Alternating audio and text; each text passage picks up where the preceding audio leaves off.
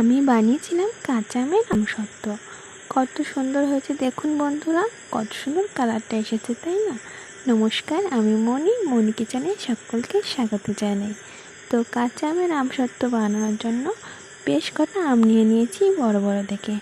আমগুলো খোসাগুলো ছাড়িয়ে জল দিয়ে ভালো করে ধুয়ে নেব। তারপরে এরকম ছোট ছোট করে কেটে নেব। টুকরো টুকরো করে সব কেটে নিয়ে একটা কড়াইতে জল দিয়ে আমগুলো সব দিয়ে দেবো সেদ্ধ করার জন্য। তো আমগুলো সেদ্ধ হয়ে গেলে হাতার সাহায্যে কিছুটা ম্যাশ করে নেব।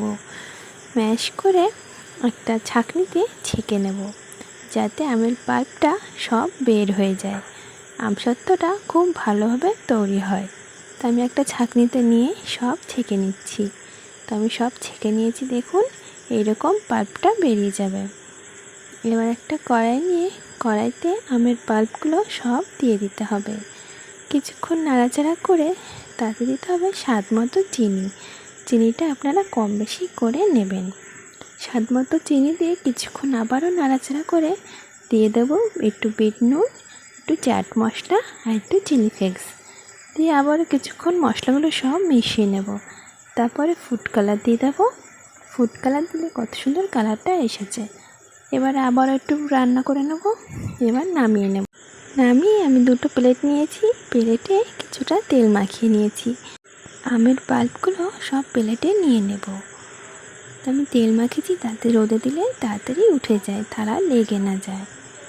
তো আমি সব থালায় ছড়িয়ে দিলাম। এবার 2-3 দিন রোদে দিয়ে ফিরে আসছি। তো দেখুন বন্ধুরা, আমি 2-3 দিন রোদ খাইয়ে পুরো ফিরে এসেছি। আমসত্ত্ব একদম রেডি হয়ে গেছে, কত সুন্দরভাবে উঠালেই উঠে যাচ্ছে। আমি কেটে দেখাচ্ছি, খুব সুন্দর হয়েছে আমসত্ত্বটা।